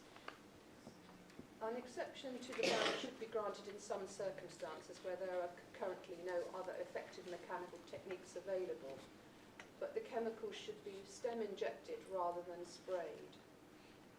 We owe a duty of care to our residents. Children and pets should not be playing in our green areas or on the streets where these chemicals are used. The earth is what we all have in common. As a council, we need to take action for the environment, for the people in our community, for the planet and for the future. Thank you. Just as a sort of a point of order, the proposal would have been nice. It's great that these things are happening and they have all this effect, but we're here as a council and we have to run a normal way. So do you want me to read the motion? no, because it's here, everybody, I'm now going to say that, everybody has seen it. I will now ask the leader if he has a response to both the proposal and what he has just heard. Sorry, do I get to second the motion? I've already got you down as seconded it, then you will. Would you want to speak now or reserve your right? Well, I'm looking to the top table. Should I not be allowed to speak? And then Yes, you will be allowed. Response, or are you going to ask for the responses one at a time? Normally what I would do in any of these motions is I will give the seconder the opportunity to speak either straight away or at the end when he's heard or she has heard the rest of it. It's the way that I normally do it when I chair meetings on motions. But you can speak now. Thank you very much. Members, I am very happy to second this motion. I think for me the key phrase is that we are seeking, we're asking Cabinet, get Cabinet to resolve to phase out the use of these chemicals. There is no intention, and it would not be practical to say, as of today, we're going to stop using them. It would be for Cabinet to come up with the plan to phase out the use of these chemicals. I think as a district, I think there is an issue at the moment with our contractor and the liberal application of weed killer. You will have all received the photographs that I sent to you yesterday, which I think clearly demonstrates the problem we are having in some of our communities, and I still receive complaints from villages in my ward about the use of the weed killer. I think as a council we do some very good work. We've all seen the public notices, the bits in the press about where we've got all these lovely signs and we're trying to enhance the bee population and protect verges, etc. I think that doesn't sit well with me if we're doing that on the one hand. On the other hand, we seem to be taking the easy route out and splashing this weed kill around fairly liberally around the district. So I second this motion. Again, I will emphasise the motion is to ask Cabinet to phase out the use of the pesticide, so it would be for Cabinet to come up with that plan. So I'm happy to second the motion on that basis. Okay, thank you very much. Leader, would you like to respond? Thanks, Chairman. I'm going to pass to the Cabinet member responsible for the contract, Councillor Sarah Suggett. Thank you, Leader. Thank you, Chair. I would like to start by saying that I am disappointed that the members concerned have not engaged with myself or officers before citing this motion, which, if they had have done, they would be aware that what they are recommending is already in place. Yeah. However, in responding to the motion, I would like to make the following observations. The approach to weed treatment taken by Breckland is consistent with most other authorities. The weed killing products used by Breckland are also consistent with those used elsewhere. All the chemicals that are used locally have been through a rigorous standards process and have been approved by DEFRA. I would also like to acknowledge that recent events, as mentioned, which have led to this motion being brought before the Council were not acceptable. Some weed spraying that has been undertaken was excessive and not to our usual high standard. It was also not in adherence with the service contract. Councillor Suggett, can you speak up a little bit more? There are people who can't hear your response, and it's very important. It may well pay to turn and face them slightly. That would be great. So it was also not in adherence with the service contract, and this has been raised with the contractor formally. I note that many of the recommendations of the motion are already in place. Most importantly, the current contract already states that Serco should use the least amount of chemicals possible for weed treatment. I have instructed officers to ensure this is adhered to fully by our contractor in the future. As part of the Council's wider commitment on sustainability, I am committed to reducing our overall use of chemicals for weed spraying. I have therefore instructed officers to look at alternative products and approaches, and know this work has already commenced with our contractor. We will report back on the findings in due course, and having a national contractor is helpful in that regard. Our approach to reducing the use of chemicals will need to be phased out as the number of viable alternative products is currently limited. There are also certain species and certain areas that will need to remain treated using chemicals. Overall, I acknowledge the recent issues with weed spraying and the need for this to be addressed. I share the desire to reduce our use of chemicals for the treatment of weeds where this is practical. I don't feel I need to support the motion, as measures are already in place to reduce and limit the use of chemicals for the weed spraying and treatment in our area. Thank you, Chair. Thank you, Councillor Suggett. We have Councillor Brindle who would like to... Thank you, Mr. Chairman. I have to put in a word of concern about what has been said, because most of it, I regret to say, I could not hear. That may be partly my fault. I use hearing aids, and clearly they're not doing a job at the moment. I think what Councillor Dygan said earlier would have made sense. If we are reading from a document which is lengthy, and if I am required to hear that sitting a fair distance away and 2 rows behind and not being faced by the speaker, it's a real problem. So if I go on to speak, you may find I'm either repeating what the executive member said or ignoring it. I apologise to you, Councillor, but that's because of the difficulty of the circumstances we find ourselves in. I do want to say how strongly I support this motion, because it seems to me that having made ourselves a green council, we ought to find good opportunities to move forward in that direction, and this seems to me a particularly easy and graceful way of doing things, because it is limited in effect. It doesn't impose a diktat on other organisations or, for example, on business people and farmers. It may, however, encourage them to think that this is the way forward. So let's show that we not only say we're a green council, but are moving towards actually being a green council. Thank you. Thank you.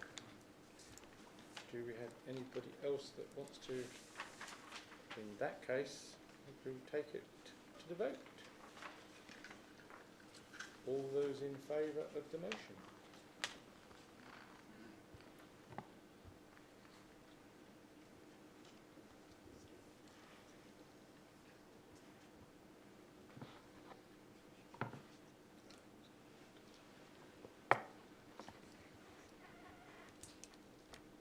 Okay. All those against? How green is my valley?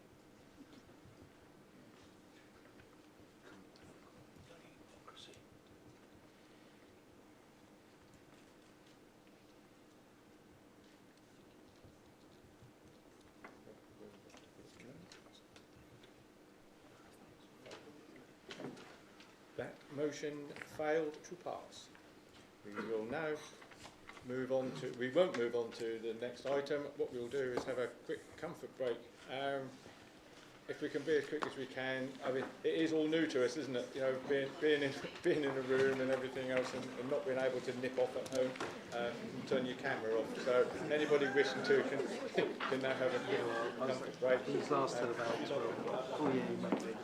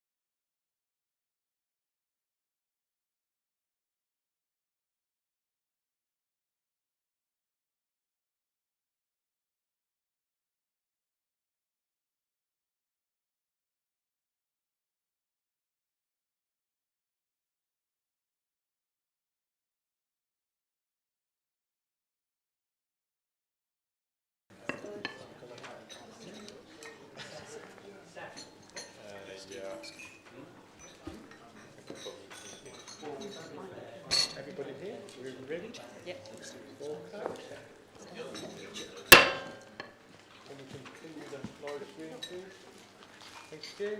Chairman, sorry, we've got some feedback. I think there's a microphone on in this vicinity.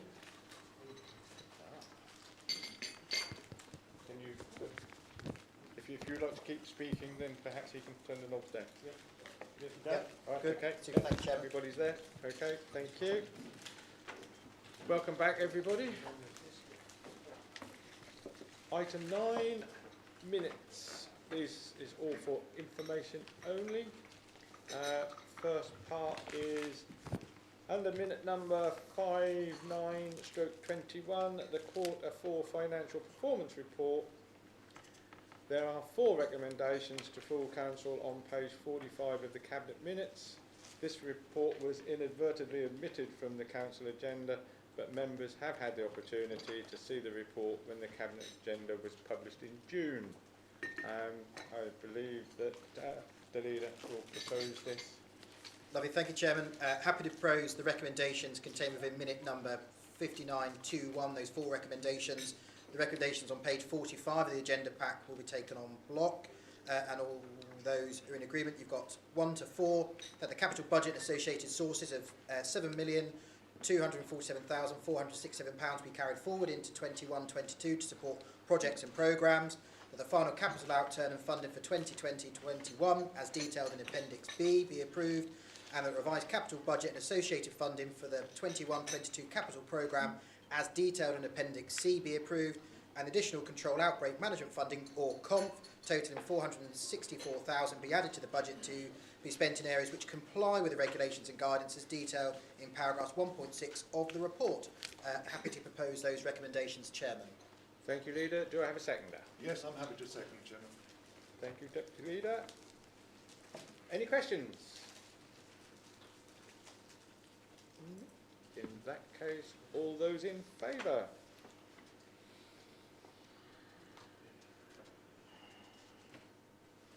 Any against? Any abstentions? Nope. Lovely. Thank you. Well, that was a quick one, wasn't it? So quick I can't get my pages turned over. Overview and Scrutiny Commission minutes. These are now to note. Everybody read them. Do I have any questions? Councillor Burt. Chairman, thank you. The chairman of Overview and Scrutiny, Councillor Oliver's not here today, but I would like to put it on record my compliments to him for championing and standing up for a hybrid meeting that took place. I know that he had some pushback on the ability to actually have a hybrid meeting, and he stood up to that, so my thanks go to him. And I should note that in Parliament yesterday, day before, they were still holding hybrid meetings, so it's not unusual, but my thanks to the chairman for actually holding out on that. Thank you very much. Everybody else, that is to note. Thank you. They have now been noted.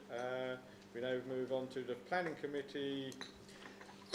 On the 5th of May, the eagle-eyed among you will have seen that the minutes for the 12th were on there as well, but we had already had those before, so we'll move straight on to the Planning Committee for the 5th of May to note and confirm those minutes. Any questions? Okay, those minutes are duly noted. Item 10, the annual report on the Treasury Management Service and actual prudential indicators 2021. Members are asked to note that this report was discussed at the Governance and Audit Committee meeting on Thursday the 24th of June 21, and the first recommendation was recommended to full council accordingly. In the absence of Councillor Cowan, Alison Chobbuck is going to present. Thank you, Chairman. Thank you. So this report is an annual regulatory requirement. It details our capital spend for the last year and shows that it's been fully funded. Hopefully you can hear me. Maxine's going up. It details our cash, our investment and our reserve balances. It confirms we've complied with all of our indicators for last year and kept within those indicators. As the Chairman has said, this was considered by the Governance and Audit Committee and recommended to full Council, but I'm happy to take any questions on the report. Thank you. Leader, you are going to propose these proposals? Thank you, Chairman. There are 2 recommendations contained in the agenda pack, and I'll move those recommendations. Thank you. Do we have a seconder? Yes, Chairman, I'm happy to second. Thank you very much. Any questions? Councillor Borrett? Thank you, Mr. Chairman. It's not a question as such, just wanted to say that, one, thank you to the, I'm speaking in my position as Chairman of Governance and Audit. Thank you. I just wanted to say thank you very much to the officers for the report, and I just wanted to note for the benefit of members that Breckland Council continues being debt-free. We have no borrowing as a council, which makes us extremely unusual in local government, and therefore the Treasury Management report is really important because it is how we manage the money that we have, because of the money coming in and out of the council. So I would heartily endorse the leader's recommendation. Thank you. Any other questions? In that case, all those in favour? Thank you. Anyone against? Abstentions? I think that was unanimous, so we'll move on. Corporate Plan Refresh 2021. Councillor Mark Robinson, Executive Member for Customer Digital and Performance, will present the report. Thank you, Chairman. So I'll start with giving a bit of a background. In February 2019, we agreed a new corporate plan which will run until March 2023. However, during the last 15 months, there have been a number of significant impacts on the district. COVID-19 pandemic impacted the physical and mental health of our residents, as well as their economic well-being and the shape of our local economy. Our 10-year strategic partnership with South Holland came to an end. The Council declared a climate emergency, brought forward a sustainability strategy, and set a target date of 2035 to be net zero as an organisation. All of this will significantly impact the Council's delivery going forward. Therefore, we have undertaken a fundamental review of our corporate plan. And what you see before you today are proposed content. If agreed, then this will be taken and turned into a more accessible document, shifting away from the text-heavy document to being more interactive, containing videos and animations, bringing our ambitions to life in a more visual way. The strategic vision will remain the same. Breckland is a place where people and business can thrive. There will be 4 new strategic themes based on existing and recognised programmes of activity. First being inspiring communities. Externally focused, these are the activities that support our communities. Thriving places. Providing that focus on activities that help our economy grow and recover. Breckland 2035. Those activities supporting the delivery of the Council's sustainability strategy and net zero commitment. And finally, working smarter and internal focus, those activities that help improve and future-proof the Council as an organisation. On 3rd of June, we consulted with the Overview and Scrutiny Committee and provided the following feedback. Can we change working smart to smarter working? Can we change Breckland 25 to something like Green Breckland? Does it need to be called the corporate plan? Can we be more explicit about tackling social mobility, increasing wage levels and generating better jobs? Can we add an additional action on pride where we live and community assets? Can we review the language around economy and growing pipelines? Climate emergency needs to be woven as a golden thread into the other strategic objectives and critical activities. And finally, needs to be more closely linked to the local plan. We have reviewed this feedback and are incorporating those recommendations that are focused on reviewing language to make it more accessible to the audience. Therefore, weaving the Council's sustainability agenda more closely to all the other themes and objectives. It would not be making the changes to the names of the themes as they are already linked to recognised Council brands and programmes of work. It was also decided that given the impending refresh of the local plan, the 2 documents probably should not be intrinsically linked until the new local plan is adopted. skills and social mobility will be incorporated in the delivery plan that is being developed to support this plan and will sit under the critical activity. The recommendation around private and where we live in community assets will be picked up with the future curriculum activity, looking at a detailed plan for each of our towns and the hinterland. Following on from today, the Council will commission an organisation to create a digital and interactive version of the content to sit on the Council's website, which will include videos, animations and infographics. And this all culminates in the recommendation before you start on page 82. And I conclude there, Chairman. Thank you, Councillor Robinson. I think for the minutes you have to actually say you proposed the recommendation, just for the I minutes. do apologise, I will propose the recommendation. Thank you, Councillor. It would be useful if I actually read the Do I have a second? Happy to second the proposal, Chairman. recommendation, Chairman, is that the contents of the report of note and the Council formally agree to the contents of the new corporate plan 2021 to 2023. Thank you. That has been proposed and second. Do we have any questions? We have Councillor Burt. Thank you, Chairman. I remain somewhat disappointed about the softness which the corporate plan takes the climate emergency that we declared last year. Nevertheless, I do recognise that there are some small improvements on where we were, and it is a path in the right direction. To give you an example of what I mean, on page 91, we're looking at the strategic priorities. We are only working towards a target of net zero by 2035. Surely we've agreed that that is what we're going to do, so it's a requirement to be net zero by 2035. That's what I mean about softening the impact of this document. On a slightly flippant note, I notice in the footers on there that we have a new logo, Breckland Cares, and a coloured-in heart. And I must say that did give me some amusement, having seen Dave Gorman's set on how to create a logo. But I think overall, I possibly can vote in favour of this, but it's still got some way to go. High praise indeed, Councillor Burt. I'll now take Councillor Atterbury. Thank you, Chairman. Yes, I read this from cover to cover. I welcome this corporate plan refresh. I do, however, have a question.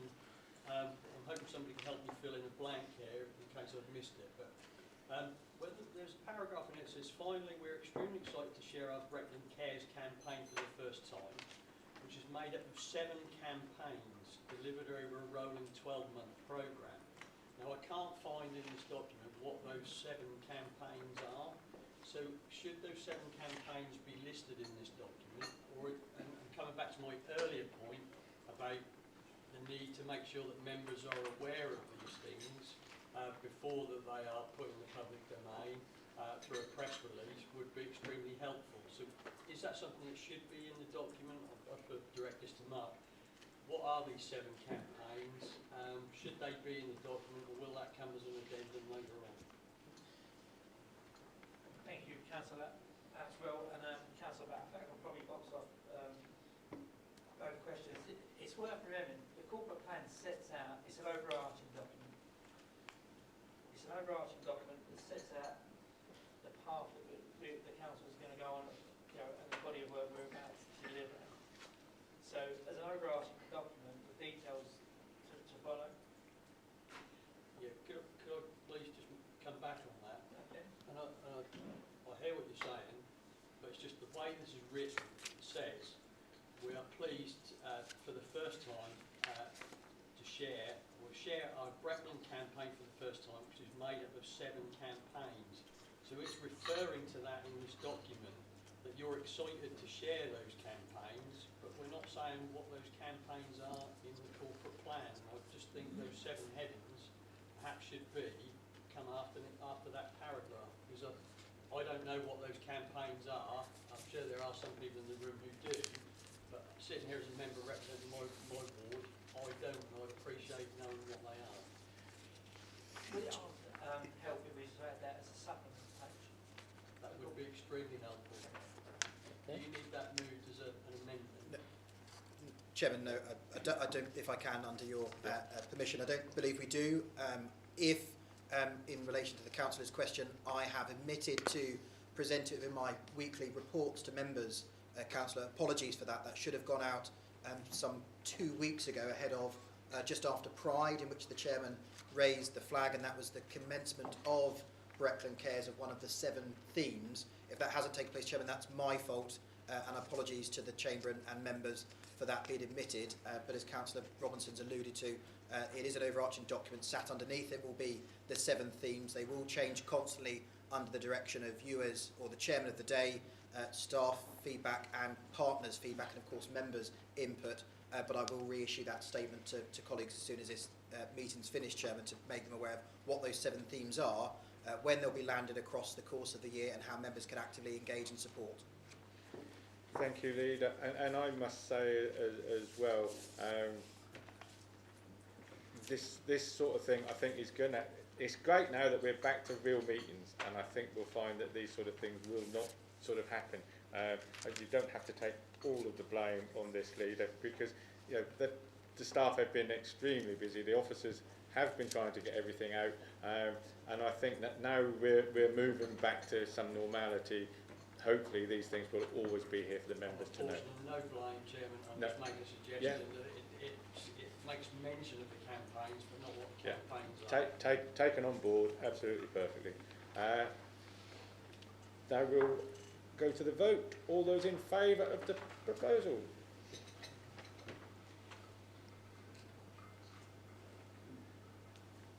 Against? No abstention? I think it was unanimous again. Lovely, thank you very much.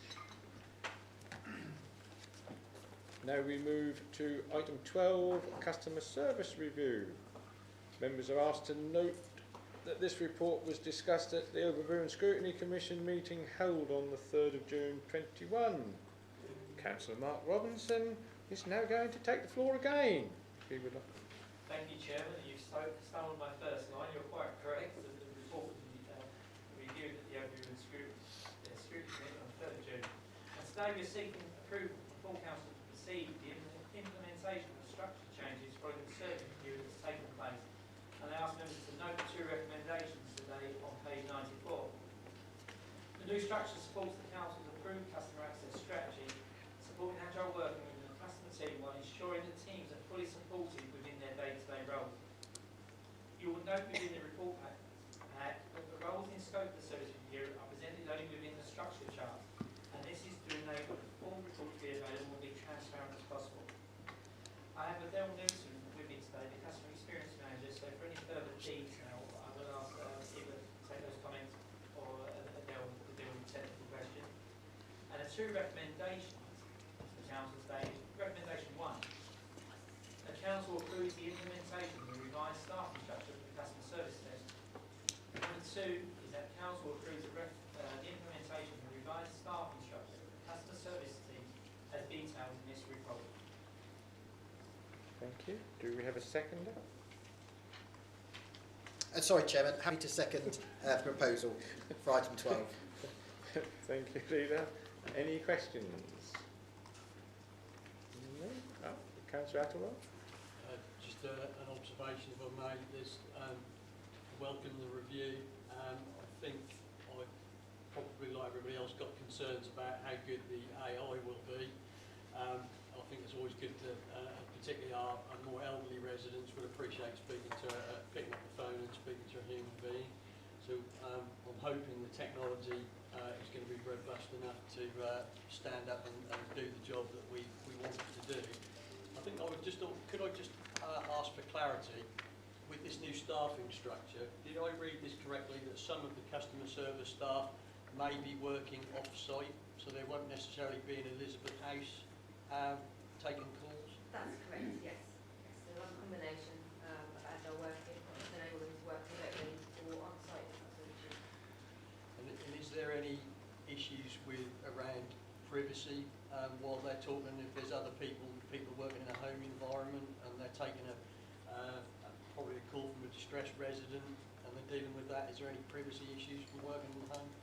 There isn't, because we'll be looking at individual circumstances to say actually where is that suitable for that person to be working from home, so they'll need to make sure they're in a suitable environment to be handling. Okay, thank you. thank you for the answers and putting people's minds at rest. Any other questions? In that case, all those in favour?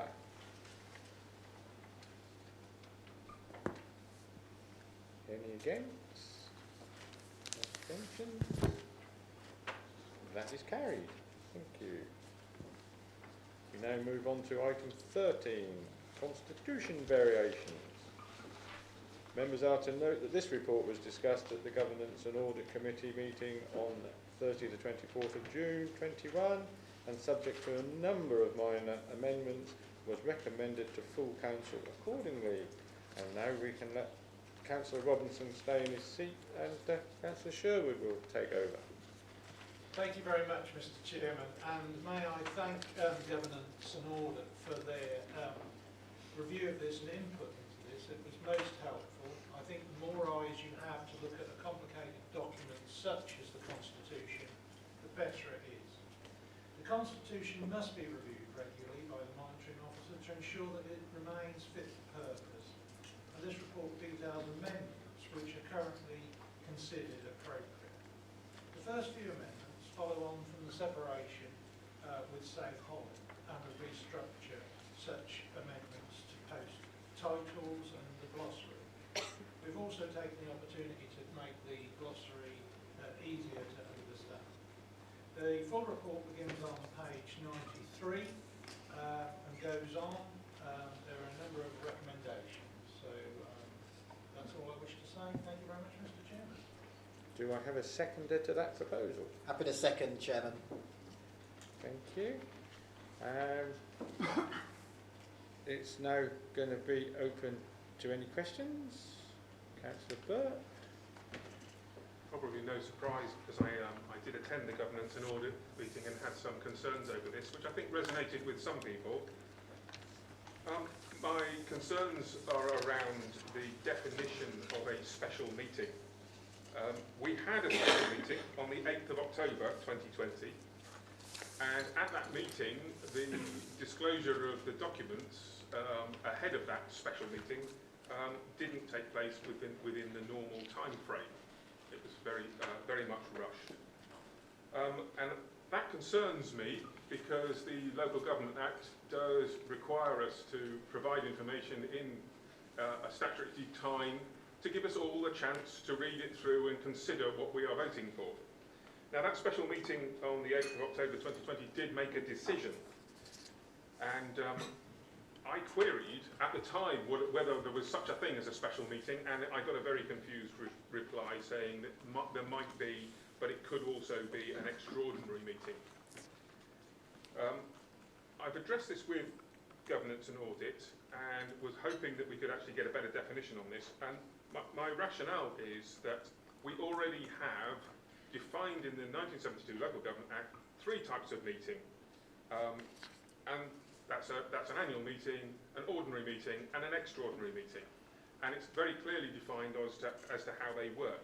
Now I do recognise that there might be a place for a special meeting, and that place would be to facilitate some of the officers of this council who have a legal obligation to pass on information to the council, such as the monitoring officer or the section 151 officer, and an entirely dysfunctional council might not call a meeting to allow them to fulfil their legal duty to pass that information on. That could be a reason to have a special meeting. However, the special meeting would not be making a decision.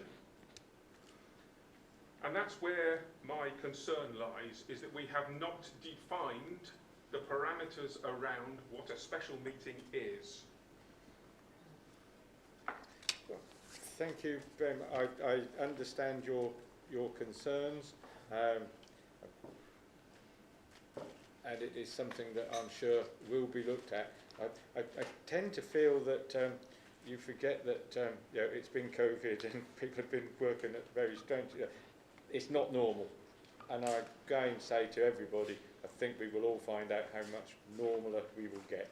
Does the member wish to answer that? Yeah, could I also say, Mr. Chairman, that the Constitution is reviewed regularly, and we're coming up to a further look at the Constitution, so members can have the opportunity to feed into Lovely. So in that case, that will give you another opportunity to bring that up. Now I intend to take these proposals en bloc. We do have a seconder and a proposer and a seconder. So I would now like to go to the vote en bloc. All of them. All those in favour, please.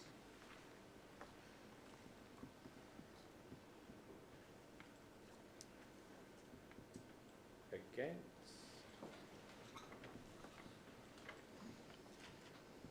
Abstentions? Okay with that, Julie? Lovely. That proposal was passed. We now move on to item 14, nominations for committees and other seats.